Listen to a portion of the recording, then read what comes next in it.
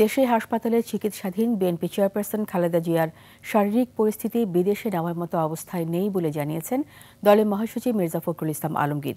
বেগম জিয়ার শারীরিক অবস্থা এখনও সংকটাপন্ন উল্লেখ করে হাসপাতালের সামনে ভিড় না করার অনুরোধ করেন মির্জা ফখরুল। আদিত্য মামুনের report. Colour expert, George sap এবং মাইল্ড অন হ্যান্ডস টেকনোলজি সমৃদ্ধ অরিক্স ক্রিস্টাল ওয়াশ আপনার লন্ড্রি এক্সপার্ট।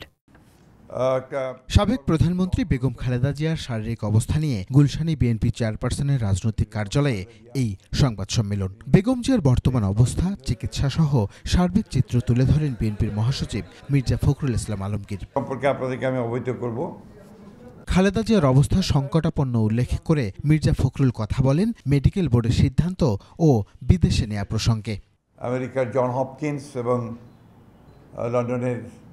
লন্ডন ক্লিনিকের বিশিষ্ট চিকিৎসকেরা তার চিকিৎসা করছেন। কীভাবে চিকিৎসা তারা করবেন এবং সেই চিকিৎসাটা কী ধরনের হবে সে বিষয়ে তারা কালকে মতামত দিয়েছেন নিজেদের মেডিকেল বোর্ডে।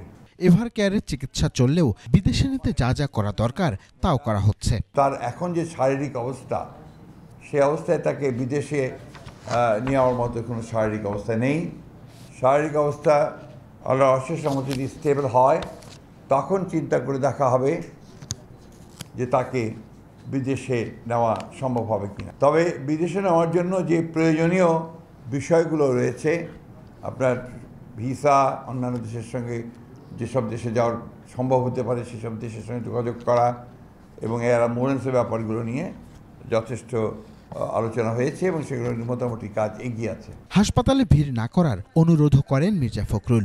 চিকিৎসা কার্য চালাতে ম্যাডামেরটাও এবং একসঙ্গে অন্যান্য যারা রোগী আছে তাদের সেখানে বিঘ্ন সৃষ্টি করা হচ্ছে। এদিকে মহান বিজয় দিবস উপলক্ষে বিএনপির মাসব্যাপী কর্মসূচি শুরু হবে চট্টগ্রামের কালুরঘাট থেকে। বিজয় মাস উপলক্ষে এই বিশেষ কর্মসূচি ছাড়াও পাশাপাশি আরও অন্যান্য কর্মসূচি উদযাপিত হতে থাকবে। আদিত্য মামুন, 21 টেলিভিশন, ঢাকা।